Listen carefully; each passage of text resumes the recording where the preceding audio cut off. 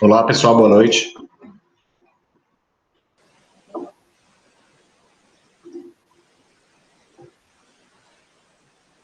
Bom, vamos dar início aqui a nosso encontro 2, referente à unidade 3. Lembrando que esse é o penúltimo encontro que nós teremos nesse ciclo na nossa disciplina, tá? Hoje, pessoal, nós iremos tratar sobre a questão da escola dos análises.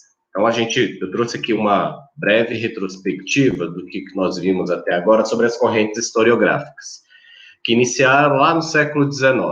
Então, a gente viu aí, nas duas primeiras web-aulas aí, que foi tratada a unidade 1 e a unidade 2, nós vimos aí o surgimento do positivismo, a narrativa histórica escrita por uma perspectiva positivista, né, onde valorizava o protagonismo histórico e considerava como elementos essenciais para a narrativa histórica os heróis nacionais. E aí o que a gente discutiu também com esses heróis nacionais, entendam-se aqueles principais personagens. A gente vai pegar patentes do Exército, que foram elementos que consideraram, né, na verdade, dentro da narrativa histórica, personagens importantes e cruciais e praticamente exclusivos para o protagonismo histórico.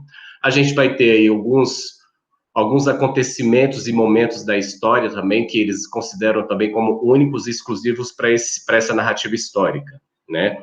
Tem exemplos aí que a gente cita também, que a gente vai pegar dentro dessa narrativa positivista, elementos que vão de encontro também a questões diplomáticas, né, dentro desse contexto.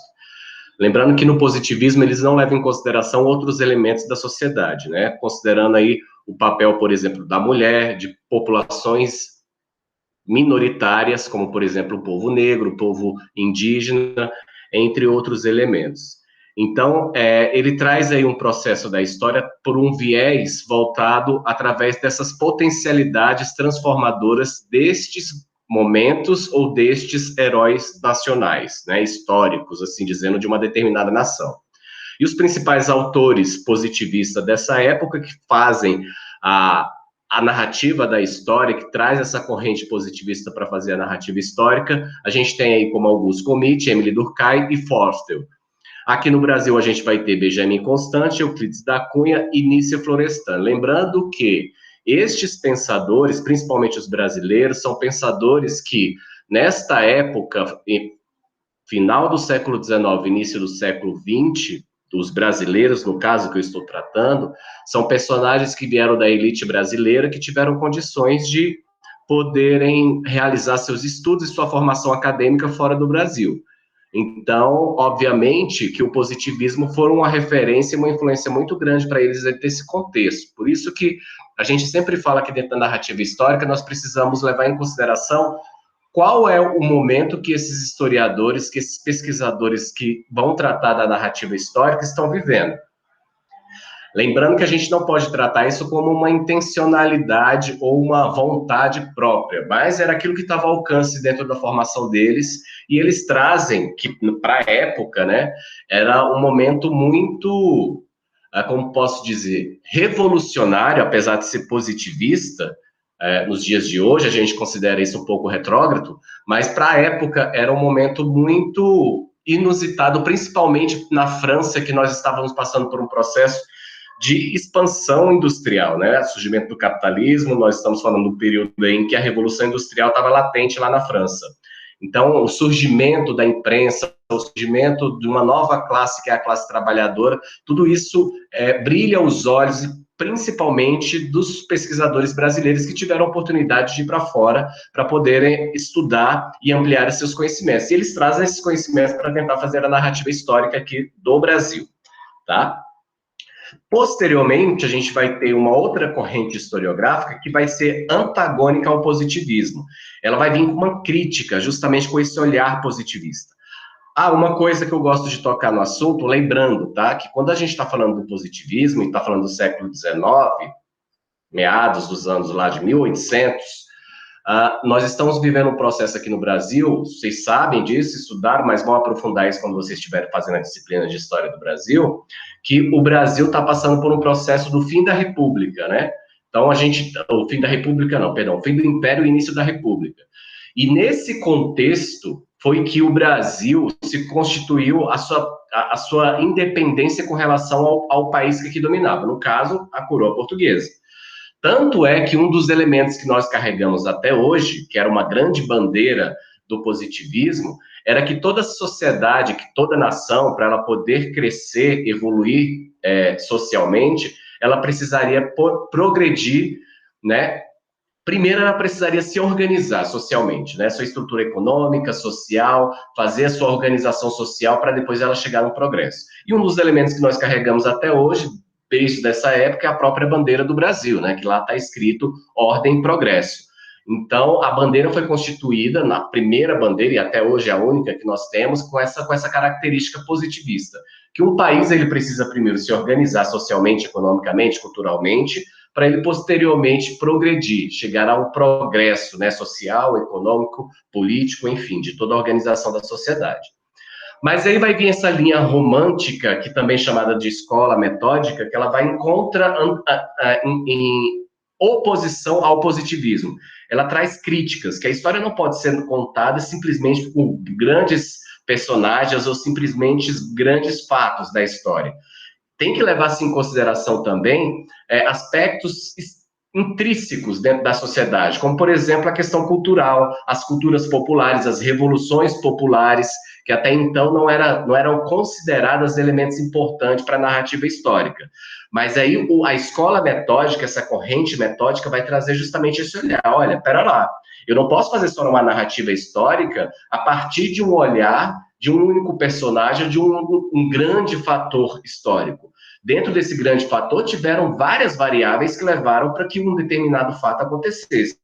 E um desses fatos era justamente as crenças, as culturas populares que ali existiam e esses movimentos sociais que até então não eram considerados como elementos para a narrativa histórica. Então aí entra também a questão de um sentimento de pertencimento nacional. Que pertencimento é esse?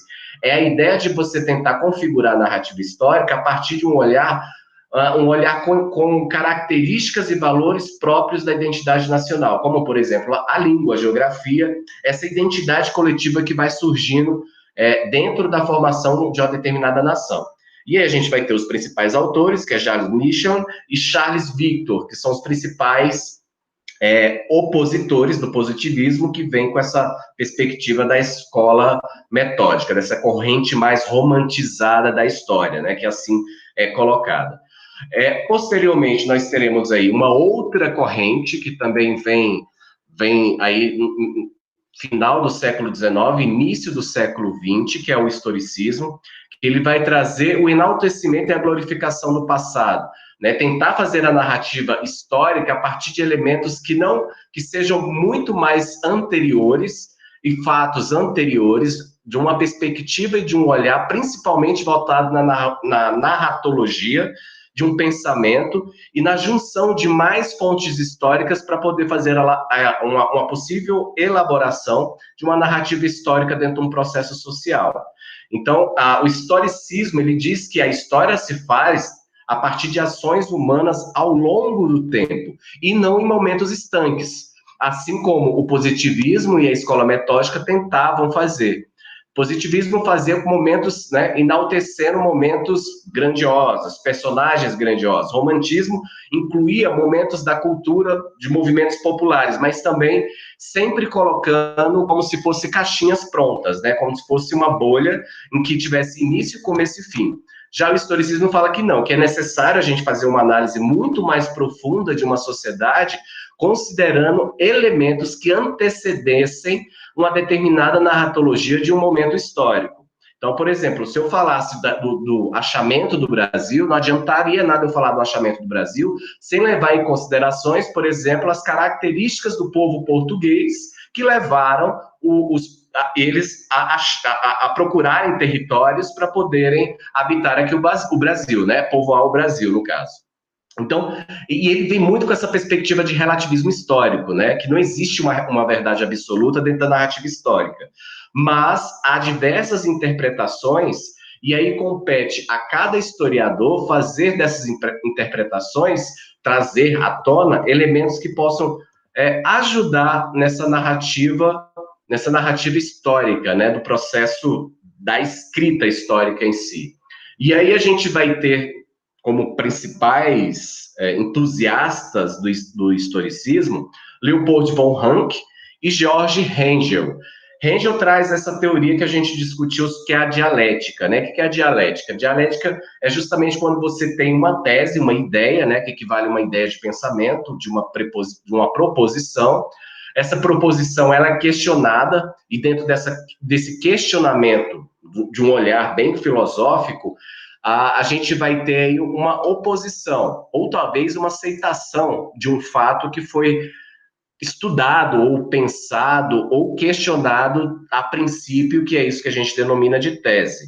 E o resultado disso, a afirmação ou a negação, vai ser aquilo que ele chama de síntese, que seria justamente esse novo pensamento, um novo olhar, que seria resultado de elementos da tese, da antítese, que é esse movimento, né, que se faz dentro do processo filosófico, racional, de um pensamento em construção, e vai trazer aí para a gente elementos que possam fazer esse movimento e essa contraposição de situações ou de um fato histórico que possa vir a favorecer uma narrativa dentro desse processo histórico, enfim, depende do que você está estudando, mas que existe essa dialética, que existe um movimento. Para se fazer história, você precisa primeiro questionar.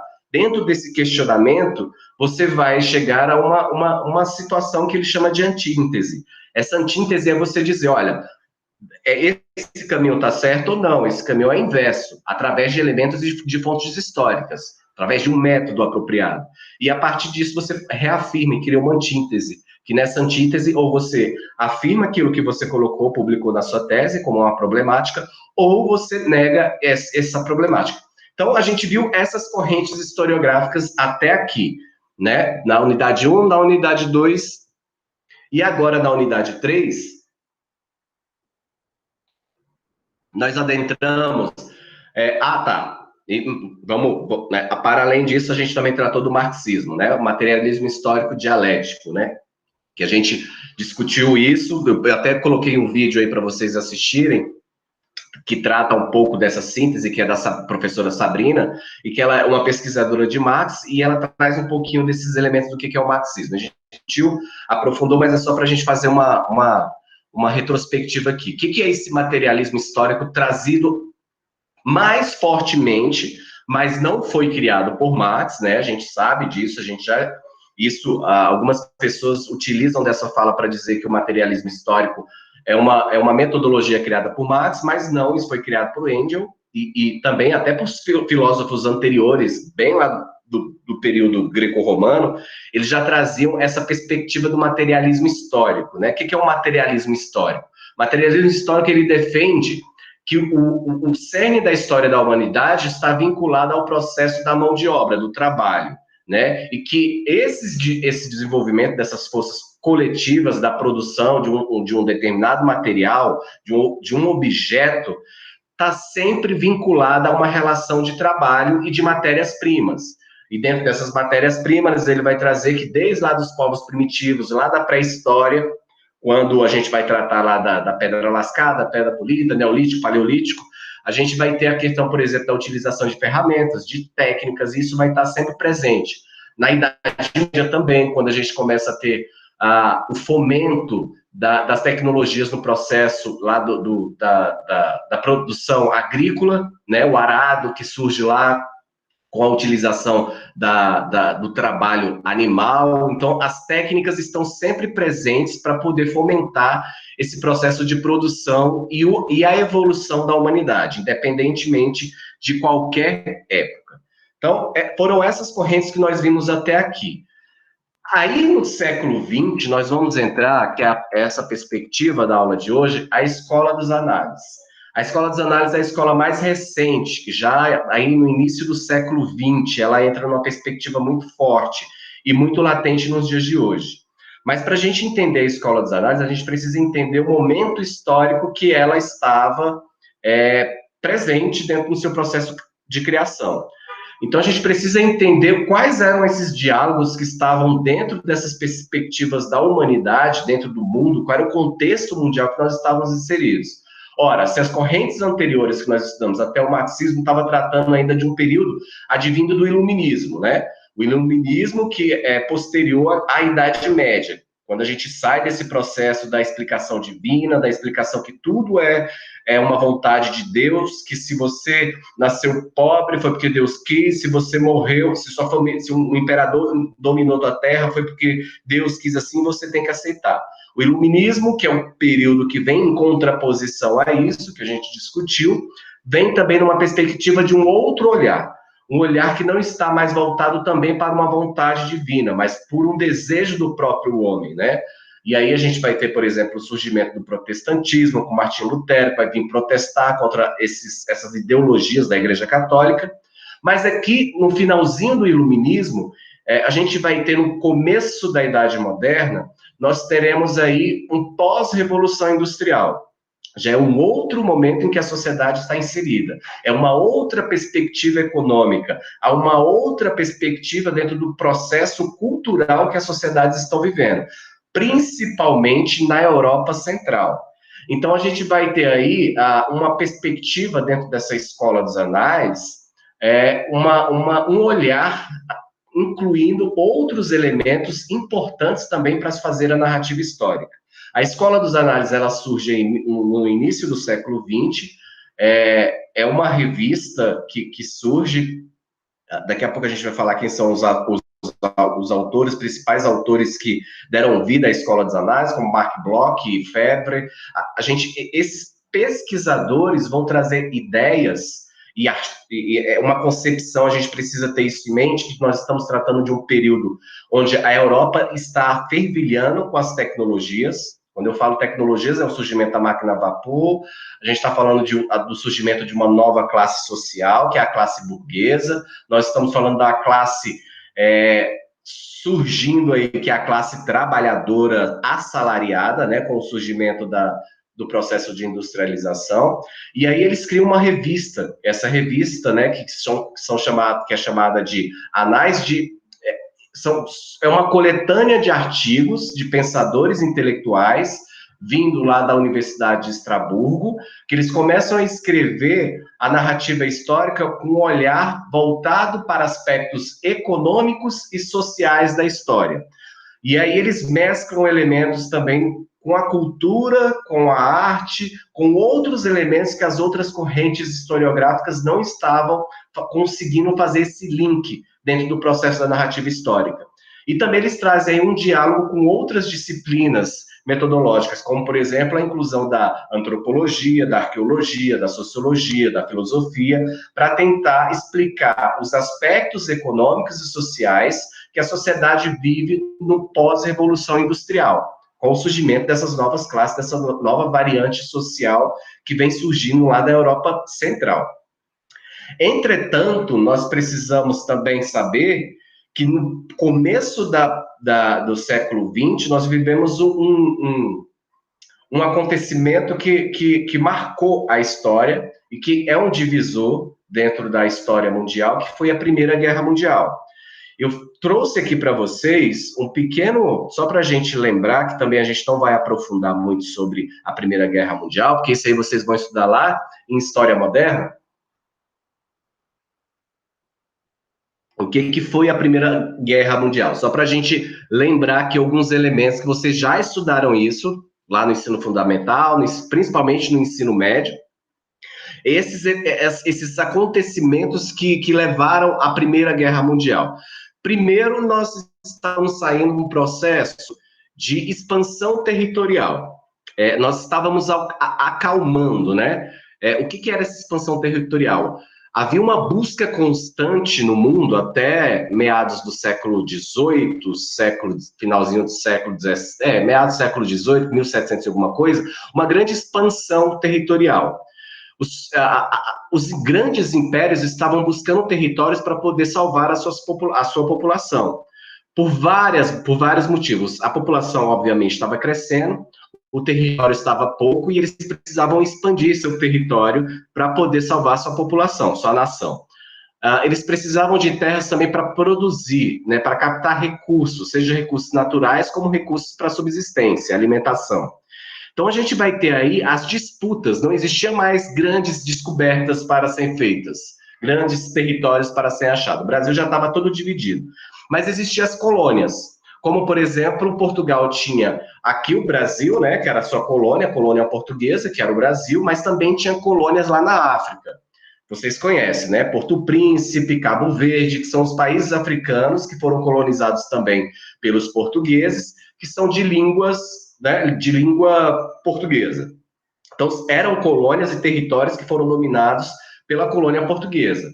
Então, o que se tinha nesse momento, nessa perspectiva, era justamente essa disputa em dominar essas colônias que pertenciam, que tinham sido dominadas, mas pertenciam a outras, né, a outros impérios, principalmente na África e na Ásia, que a gente vai ter isso muito latente. Então, a gente vai ter essa sede de querer dominar essas colônias. Lembrando que a gente tem isso até hoje, né? Se a gente pegar, por exemplo, no Oriente Médio, a gente ainda tem muitas guerras que é consequência de tudo isso que já acontecia desde o século XVII. A gente ainda viu, se a gente pegar a Arábia Saudita, se a gente pegar, por exemplo, Jerusalém, a gente pegar Israel, ainda são resquícios disso que nós temos na sociedade mundial.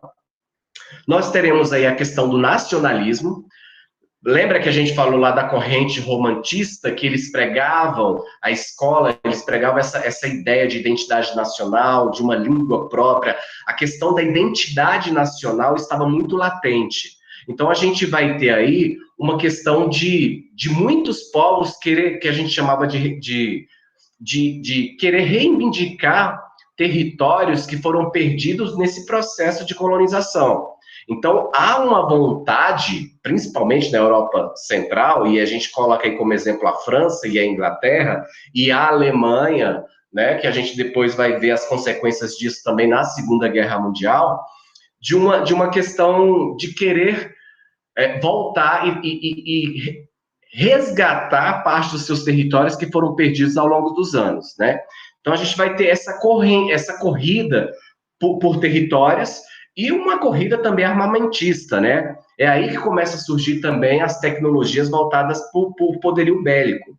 Então, todo esse processo vai estar articulado aí para poder fomentar essa Primeira Guerra Mundial, tá? É só para a gente fazer uma recapitulação e entender que momento é esse aí, e obviamente nós tivemos consequências da Primeira Guerra Mundial, mas eu não vou aprofundar muito nisso, porque não compete a gente tratar da Primeira Guerra Mundial aqui com tanta profundidade. É só para a gente recapitular qual era o momento da humanidade, da Europa principalmente, onde essa corrente estava sendo estabelecida, que é a Escola dos Análises, para tentar fazer uma narrativa histórica do processo da escrita histórica. Só que aí, quando a gente busca esses elementos da Primeira Guerra Mundial, a gente vai perceber que a Primeira Guerra Mundial trouxe para a gente uma crise muito grande, principalmente nos aspectos políticos e econômicos, né? Porque nós tivemos, depois do pós-Primeira Guerra, uma redefinição das fronteiras, né? E das identidades. Aquilo que foi dominado, a gente vai sofrer, principalmente lá na Europa Central, a gente vai sofrer muito essa questão da crise da identidade. Ora, principalmente a Alemanha, que domina territórios da França, né? Como que a população que foi dominada pelos alemães vão se identificar pertencente agora a uma cultura, a uma sociedade alemã, sendo que eles sempre pertenceram à sua cultura, à economia, enfim, a uma organização social totalmente francesa. Principalmente no pós-Primeira Guerra, a gente vai ter um caso aí da Alsácia-Lorena. O que é a Alsácia-Lorena? É justamente um território da fronteira entre a França e a Alemanha, que a Alemanha dominou.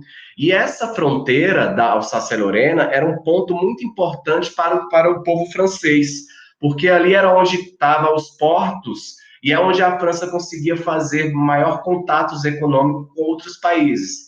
E ela perde essa territorialidade para o povo alemão.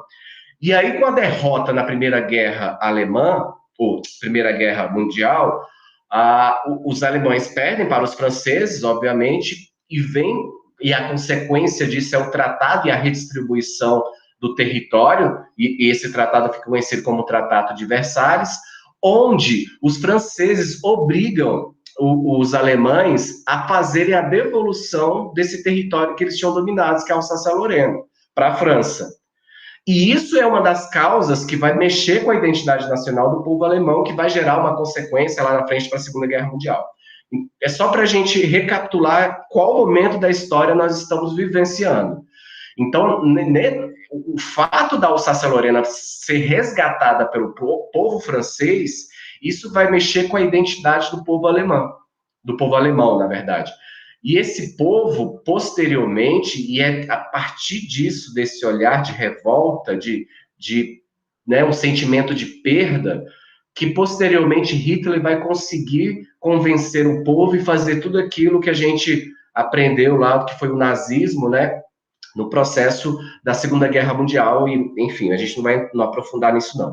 Mas é só para vocês recapitularem o que passava, como é que estava a mentalidade, o que levou, né, a Primeira Guerra Mundial. E sempre nisso, sempre nessa questão de um sentimento populacional. E Hitler soube usar isso muito bem, né, para fazer a Segunda Guerra Mundial. Ele soube utilizar dessa revolta popular, dessa crise de identidade, dessa crise de não pertencimento nacional, dessa vontade que a gente chama de revanchismo, né, na história. E com esse olhar, ele vai conseguir convencer o povo a participar e fazer as atrocidades a partir da Segunda Guerra Mundial, né? Levantando a bandeira de que existe um povo que deve ser puro e que deve ser dizimado qualquer povo que não seja pertencente, que não tivesse o sangue alemão, que não tivesse suas origens, enfim. E aí ele vai utilizar muito dessa justificativa, por exemplo, para dizimar os povos judeus, para dizimar, por exemplo, as pessoas com deficiência, porque ele diz que essas pessoas não possuem sangue puro, e vão dizimar também pessoas minorias, como, por exemplo, os homossexuais, enfim, e algumas outras religiões. Oi, alguém levantou a mão aí para fazer uma pergunta. Diga, Dina. Ligue seu microfone, por favor.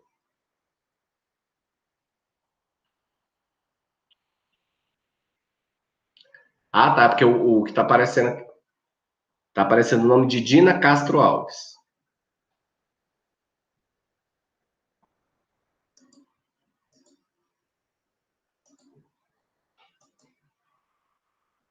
Seu microfone está desligado.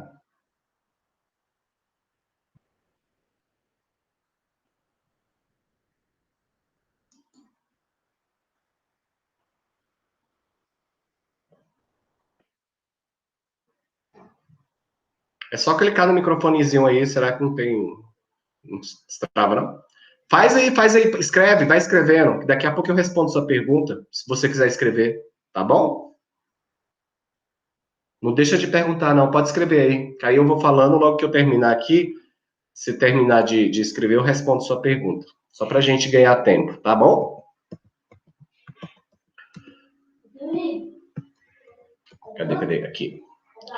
E aí a gente vai ter a Escola dos Análises, com o surgimento lá na França, na Universidade de Estrasburgo, com a primeira geração. A gente vai ter a primeira geração e a segunda geração da Escola dos Análises. A primeira geração com a representatividade aí de Max Bloch e de Luce Febvre. Vocês vão ouvir falar muito isso dentro da vida, da formação de vocês em história.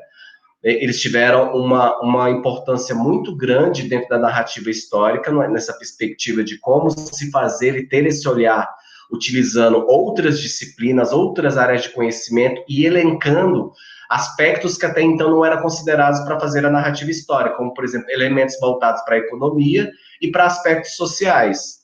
E aí, quando eu falo de economia, eu incluo política, eu incluo a questão da legislação, eu incluo o papel do Estado, e quando eu falo da sociedade, eu estou falando de cultura, eu estou falando de elementos da sociedade que até então não eram levados em consideração, como, por exemplo, o papel da arte, o papel das minorias, o papel de alguns personagens que até então não eram identificados dentro desse processo da narrativa histórica, como, por exemplo, a própria mulher, né? Então, ele vai vir fortemente no combater essa questão do positivismo francês, lá a primeira corrente que nós vimos, e o historicismo alemão, com essa ideia de identidade nacional, de, né, pertencimento nacional. Então, ele vem com a crítica, essa escola vem com a crítica muito grande, pois tenta trazer outros elementos dentro da narrativa histórica que vão além dessa categorização trazida pelo historicismo e pelo positivismo. Então, a Escola dos Análises vai trazer uma recusa de uma ideia de fazer a narrativa histórica a partir de uma cronologia linear da história. Lembra que eu falo para vocês sempre que a história, às vezes, ela é contada dentro de caixinhas, né? Aqui começa a pré-história, logo que acaba a pré-história, vem as civilizações antigas, depois civilizações antigas, vem o período medieval, dentro do período medieval tem uma baixa, alta idade média, ou chamada de período Idade das Trevas, ou depois eu venho com o iluminismo, como se fossem coisas estanques, né? Um dia você acorda e começa uma coisa, um dia você acorda, né, dorme, acorda e começa uma coisa.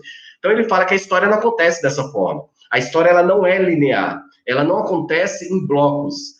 A gente, por exemplo, como historiadores, nós explicamos dessa forma porque fica mais fácil de você poder visualizar. Mas nós, historiadores, precisamos ter em mente que a história ela não é linear, né? Ela não tem uma linearidade onde um determinado fato ou um único fato determinou um período, um início de um período e um fim de outro, né? Como por exemplo, por exemplo, a questão do discurso da ideologia sempre voltado na questão da classe, como, por exemplo, eles criticam o próprio marxismo, né? Como se toda a história da humanidade fosse contada numa perspectiva de classe, apesar de Marx não defender isso, né? O materialismo vai além disso.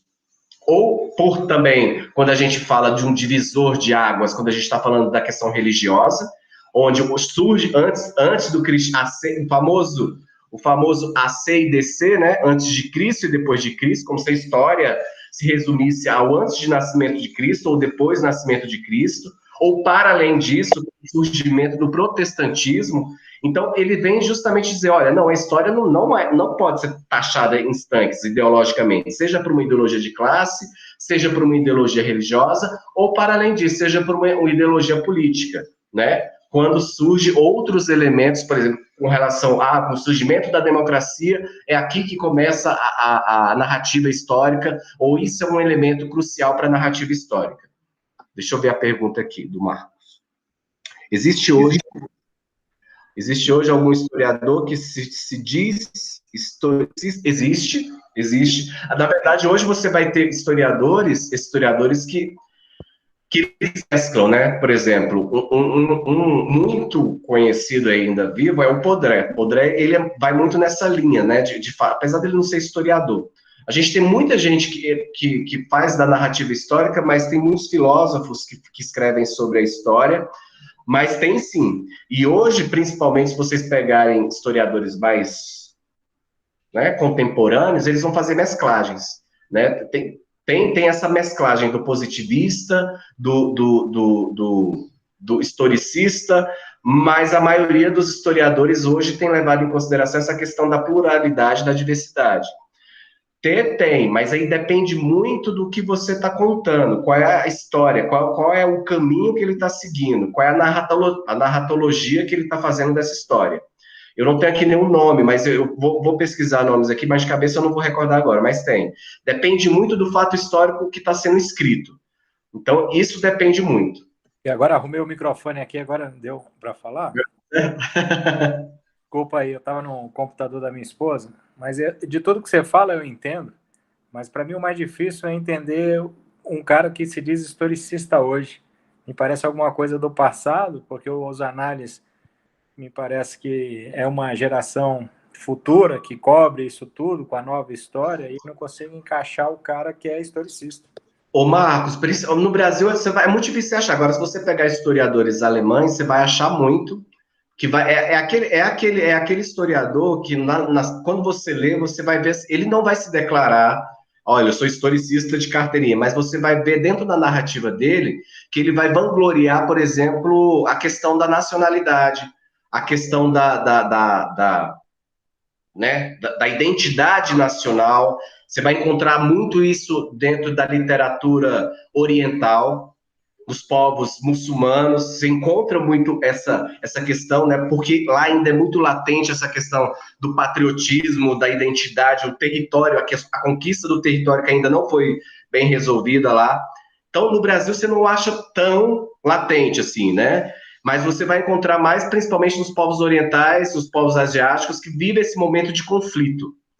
E que eles vão tentar fazer dessa narrativa para justificar até mesmo os seus fatos, através desse olhar, do olhar de uma, como é que se fala? De uma elevação de uma identidade, um patriotismo e de um ideal nacionalista.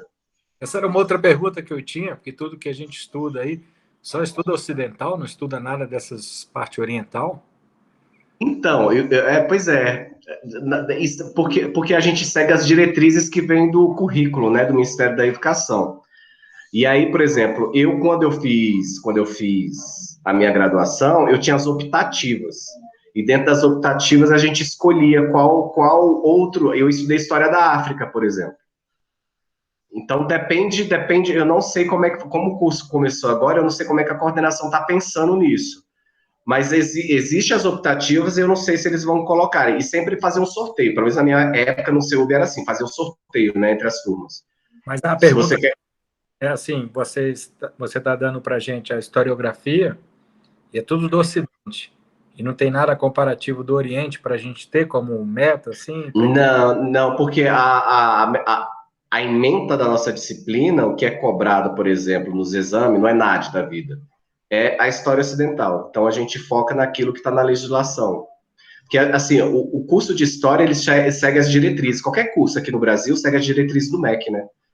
Então, a gente tem que dar aquilo que eles dizem. É como se fosse na educação básica. Não tem, já ouviu falar agora do currículo, a Base Comum Curricular, a BNCC, que está aí falando bastante. Então, as escolas têm que seguir esse conteúdo. Então, o povo brasileiro, por isso que quando a gente vai estudar, vocês devem estudar a questão de currículo, o currículo, a gente estuda o currículo nacional, a gente não estuda em comparação com o outro. O que a gente pode fazer é dar referências para vocês e vocês correrem atrás para ampliar isso. Ok. Tá bom?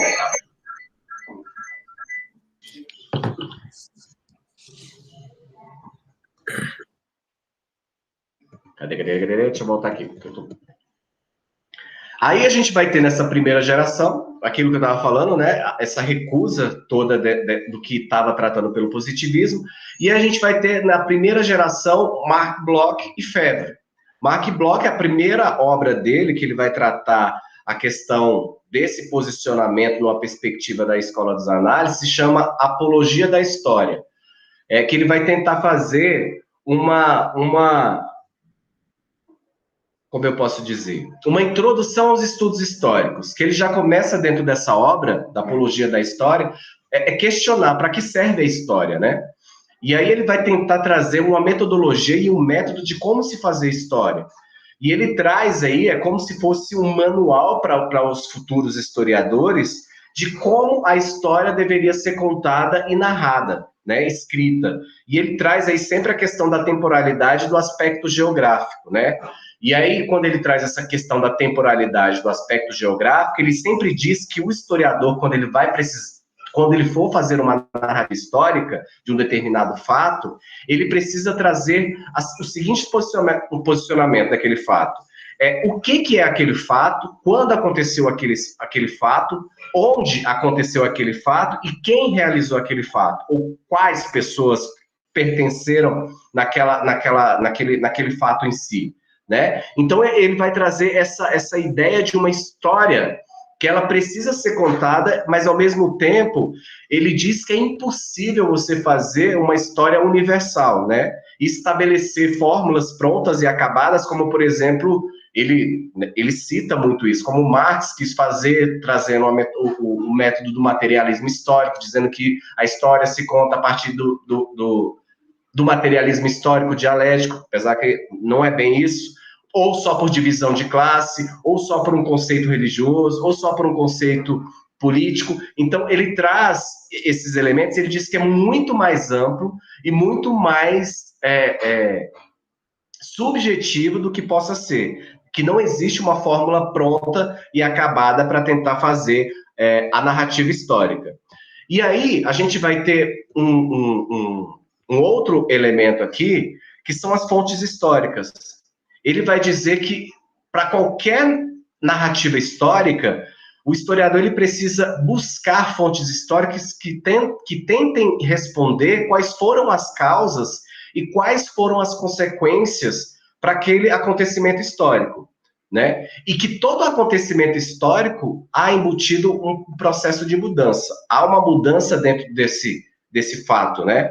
Então, nem tudo pode ser contado sem que haja uma mudança, uma consequência, e que essas fontes históricas precisam ser interiorizadas para poder ser analisadas dentro desse processo, dessa narrativa. Então, aí ele traz, né, dentro dessa perspectiva, a análise literária da linguagem de uma fonte. Ele vai dizer o seguinte, olha só, a linguagem, dentro de uma perspectiva histórica de uma narratologia, precisa ser questionada. Ele fala que a palavra, a língua, é um elemento fundamental dentro de uma cultura. E o historiador precisa ter esse cuidado, porque a palavra, dependendo da época que você estiver tratando um determinado assunto, você precisa ter um cuidado do sentido daquela palavra. Um exemplo claro sobre isso é quando você vai tratar sobre questão de tempo. Tempo para a gente significa uma coisa. Agora, se eu estou falando de tempo lá no período medieval, ele tem um outro significado para as pessoas. Tem uma outra cronologia. O tempo para a gente hoje, ele é muito mais, como eu posso dizer? Quando eu falo em tempo, hoje a gente tem muito mais amplitude da palavra tempo. Quando eu falo de tempo na Idade Média, eu tenho um tempo mais limitado. Eu não tenho um tempo voltado, por exemplo, para a velhice, porque naquele tempo era impossível, era praticamente impossível você viver, por exemplo, até os 60 anos, em virtude de todas as condições sociais que a população vivia, sociais, econômicas, enfim. Então, ele fala que o historiador precisa ter esse cuidado com a noção das palavras, né? A gente precisa entender que as palavras têm um processo de ruptura entre o presente e o passado, né? Que ele é uma questão de movimento. Esse movimento, ele se articula dentro dessa narrativa. Então, a gente precisa ter essa constante categorização do elemento tempo, do elemento polissêmico de uma palavra, numa perspectiva que a gente consiga saber qual o posicionamento de uma determinada palavra ou temática que seja discutida e que a gente traga embutido todos os valores que estão intrínsecos dentro da sociedade que nós estamos estudando. Então, a gente vai trazer aí que os testemunhos da história, como, por exemplo, a escrita, a arqueologia, a narrativa oral, né, a questão da arte, né, as pictóricas, as pictóricas, que ele fala, que ele diz que são elementos que precisam ser analisados com profundidade, e que naquela época, por exemplo, não eram considerados elementos como algo agregador para a narrativa histórica. Então, por exemplo, se eu pegar um quadro da Idade Média, para a época que ele foi pintado, ele não tinha um significado como tem, por exemplo, hoje, para ser um elemento de construção de uma narrativa histórica.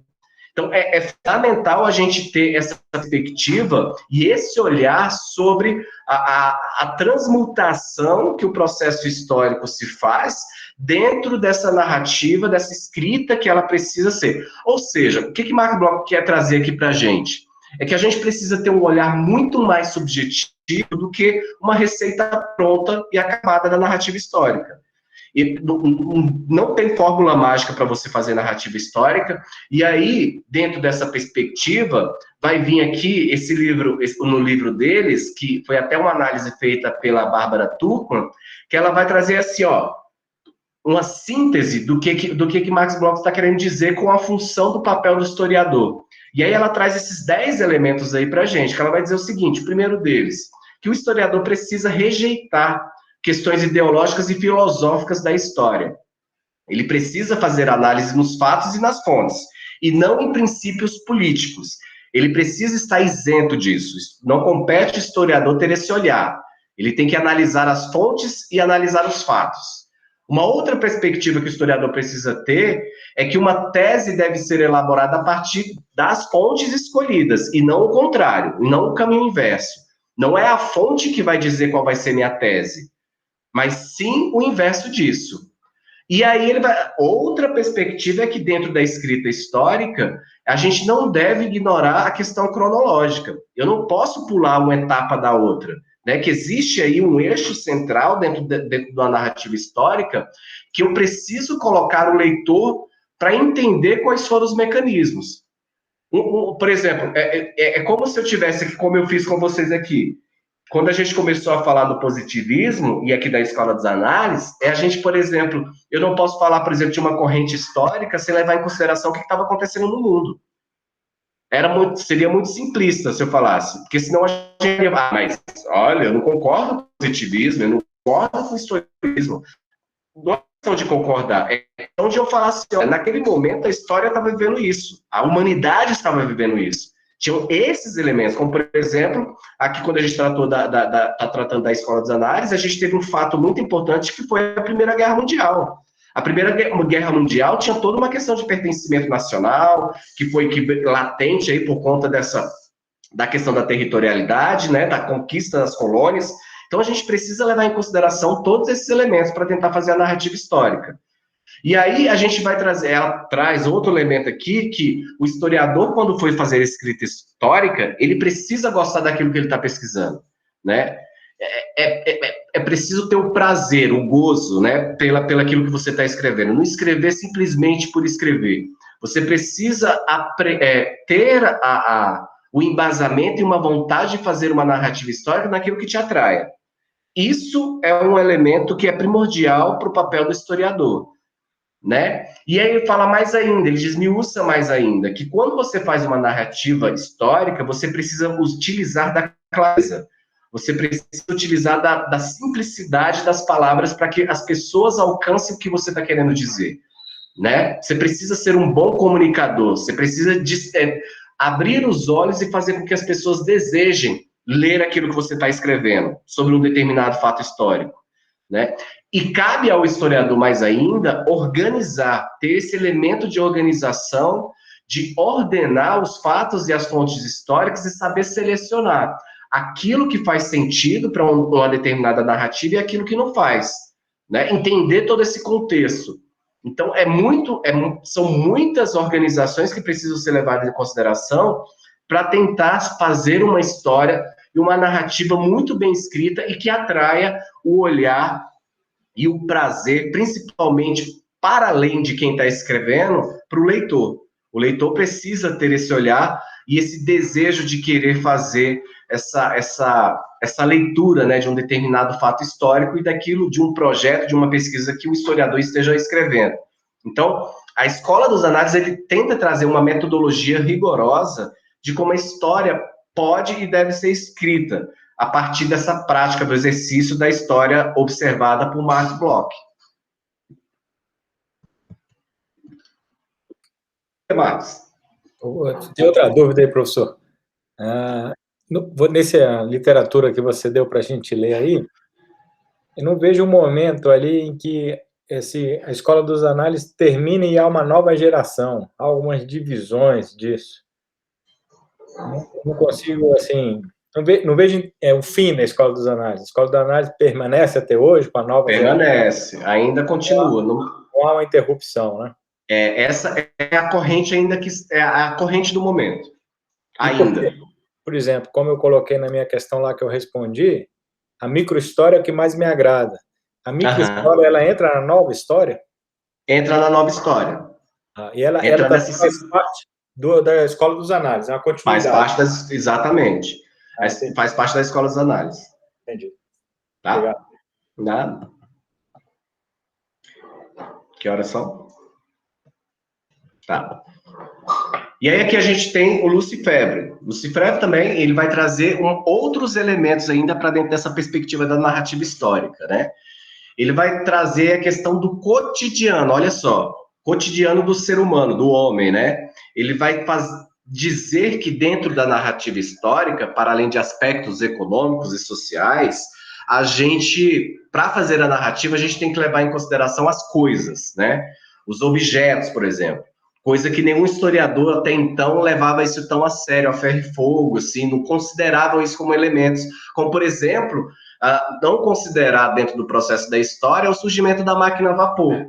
Não considerar dentro da narrativa histórica o surgimento, se a gente fosse pegar os dias atuais, o surgimento da internet, do computador, que isso foram objetos que surgiram na evolução da humanidade, com a ampliação da ciência, que mudaram todo o ritmo de uma sociedade. Né? Então, ele diz que esse cotidiano do homem, o surgimento de novos objetos, né, de novas práticas, ele é importante para tentar fazer a narrativa histórica, né? E aí ele traz também o elemento da geografia e da antropologia, e acrescenta ainda a questão da psicologia. A psicologia para tentar fazer a narrativa histórica a partir de um olhar de uma determinada sociedade, né? Um olhar não, mas de atitudes de sociedade.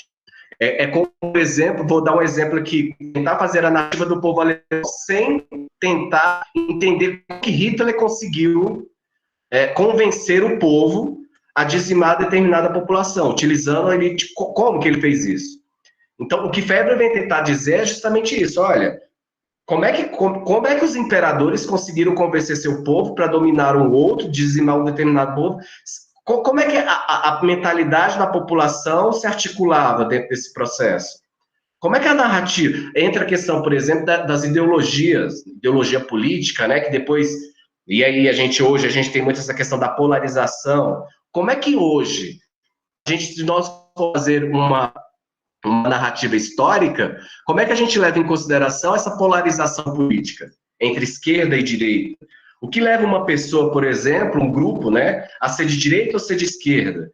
O que leva um grupo a se achar superior ou inferior que o outro? Então, ele traz esses elementos da psicologia para tentar explicar um determinado fato histórico, e ele traz a questão do estruturalismo, né, e do materialismo histórico também. Ele volta aí com a questão do materialismo histórico, mas, para além disso, ele tenta fazer essa narrativa numa perspectiva de entender a psicologia de um coletivo. Então, ele mescla isso. Então, não é só mais um fato histórico, ele cruza outros elementos para tentar entender um fato de um determinado grupo, né? E aí ele vai trazer também a questão de uma história-problema, né? A ciência no sentido mais positivista, né? Ele nega essa questão do positivismo, mas ele traz a história como que o historiador precisa sempre estar resolvendo um problema. É um problema social que precisa ser pesquisado, entendido ou interpretado, ou, quem sabe, reinterpretado a partir de um outro olhar. É aquilo que ele vai chamar aí, por exemplo, numa formulação de hipóteses, né? Que ele vai chamar de uma nova história, onde ele vai dizer aí questões que são pautadas em questões empíricas, né? Que é testado, confiável, verificado, e não simplesmente utilizando um fato, uma fonte histórica, sem testar ou cruzar dados, não transformando disso numa pesquisa empírica, ou seja, sem ter uma comprovação científica de que aquela fonte é realmente fidedigna ou não. E ele vai trazer muito disso. Olha, é importante a gente pesquisar e fomentar a fonte histórica para verificar a veracidade dessas fontes históricas. Entendeu? E aí é justamente isso que ele traz aqui pra gente. Então, Lúcio Febvre e Max Bloch foram os dois personagens da Escola dos Anais da primeira geração. E aí a gente vai falar na próxima aula, porque o tempo acabou aqui, eu vou começar uma outra aula, a gente vai tratar ainda da segunda geração, e para finalizar a gente ainda vai fazer uma pequena revisão, que vai ser a nossa última web aula, né, que a gente está chamando de aula revisão, antes do final do ciclo. Mas, basicamente, o que é fundamental a gente entender aqui na Escola das Análises é a ampliação e um olhar bem subjetivo dessa narrativa histórica. Entre a questão da história da arte, entre a análise de novos objetos, entre a análise das minorias, entre a análise... Aí, na segunda geração, a gente vai entrar muito mais na questão da história cultural, que até então não era levada em consideração, até que ponto, por exemplo, a musicalidade teve presença dentro da perspectiva da narrativa histórica. Se a gente pegar, por exemplo, aqui no Brasil, o período da ditadura militar, quando a gente teve a censura, se eu não fazer uma narrativa da história do Brasil no período militar, não levar em consideração, por exemplo, a musicalidade da época, como a Tropicália, como, enfim, os movimentos que tiveram, eu estou considerando todo elemento artístico que tiveram, sim, influência dentro do processo histórico brasileiro. É um exemplo. Professor, diga. E nessa questão, ficou uma outra dúvida para mim. Se no início da aula você fala da questão Escola dos Análises Francesa contra o historicismo alemão, e nesse período todo, como fica na Alemanha, para os países que não são influenciados pela Escola dos Análises, o Brasil foi influenciado pelo que eu vi diretamente, né, a Escola dos Análises, e os países que não aceitaram esse tipo de Escola dos Análises, eles ficaram em que período? Eles ficaram no historicismo? Alguns permanecem, por exemplo, tem muitos alemães continuam, por incrível que pareça, no positivismo, que ainda tem essa questão, mas muitos quebraram depois que a gente teve a quebra, aí teve vários processos, teve a quebra do Muro de Berlim, enfim, que muitos caíram, né, por terra nisso, mas assim, há ainda quem considere o positivismo lá, mas aqui no Brasil o que eu falo é o seguinte, o Brasil teve um momento do positivismo, mas era porque é o que estava ao nosso alcance. Depois, com o progresso, que a gente foi conhecendo mais a literatura, tendo acesso, o povo foi sendo alfabetizado e tendo acesso a outras referências bibliográficas, a gente foi abrindo o nosso olhar. Mas, se você me perguntasse, lá na Alemanha, qual é a escola que ele segue? Lá você vai ter latente ainda o positivismo, você vai ter lá o historicismo, sim. Assim como na França, que é o berço da Escola dos Análises, você vai ter muito historicismo numa linha ainda. Não quer dizer que uma derrubou a outra e que a outra foi dizimada. Beleza? Ok, beleza. Bom, gente, eu vou terminar por aqui, que eu tenho que correr agora para outra salinha ali, que eu vou dar uma outra disciplina, e a gente se encontra, então, na próxima sexta-feira. Bom? Tá bom, professor, obrigado. Se cuida aí, Marcos, se cuida, hein, nesses hospitais aí da vida. Já peguei, já fui internado, já fui vacinado, não é fácil, não. Ixi, então tá bom. Se cuida aí, cuida do povo aí. Um abraço. Tchau, tchau, Janaína. Tchau, tchau, Céu.